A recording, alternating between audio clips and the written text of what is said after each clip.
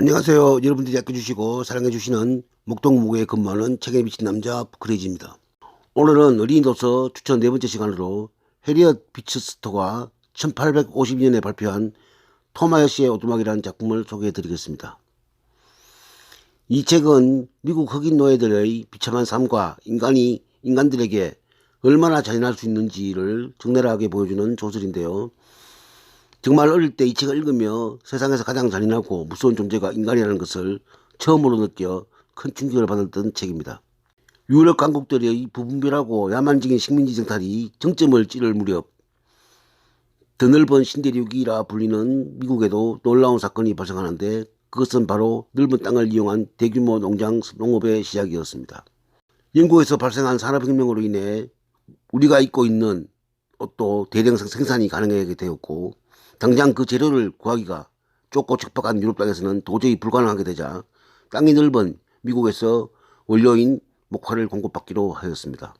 미국인들은 이에 값싼 노동력을 공급을 하기 위해 아프리카에서 대규모의 사람들을 약탈하여 강제로 노예로 삼게 됩니다.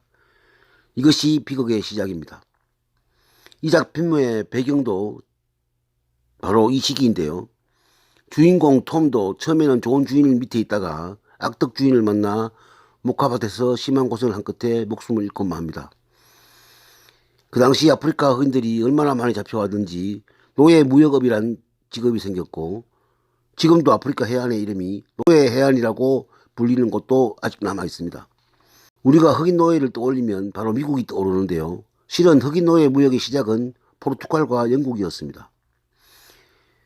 중앙아메리카에서 설탕의 원료인 사탕수수를 대량 재배하기 위해 대규모의 아프리카 흑인들을 강제로 끌고 와 고된 노동에 투입하게 된 것인데요.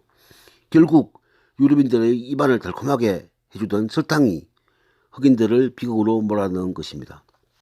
처음에는 아메리카 대륙에 원래부터 살던 원주민들이 노예로 이용되었으나 유럽인 자신들이 몰고 온 전염병에 아메리카 원주민들이 속수무책으로 쓰러지자 오래전 자신들과의 접촉으로 면역력이 생긴 아프리카 원주민들을 본격적으로 잡아오기 시작했습니다.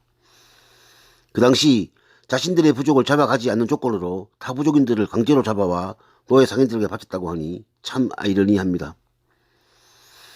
1861년 미국 대통령 후보로 나선 링컨이 노예제 폐지를 찬성하던 북부 지역의 지지를 받아 대통령이 되었고 주로 대형 농장을 운영해 노예가 절실했던 남부 사람들은 이에 반발하여 미 연방을 탈퇴하고 전쟁이 일어나게 되는데 이것이 바로 미 남북 전쟁입니다.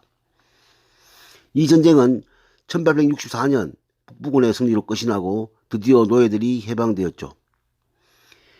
하지만 그 후유증은 대단해서 아직까지도 미 전역에 인종차별이 벌어지고 있고 각종 스포츠 대회에서도 이 문제로 많은 사건이 일어났고 올림픽 경기에서는 테러 사건까지 일어나게 됩니다.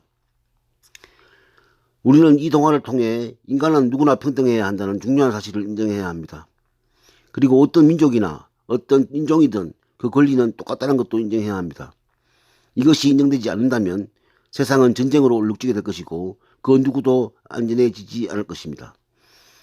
더 이상 누군가의 이익을 쫓아 누군가를 핍박하는 불편하고 잔인한 행동은 없었어야 할 것이며 서로 인정하고 존중하는 우리 어린이들이 다 되었으면 좋겠습니다.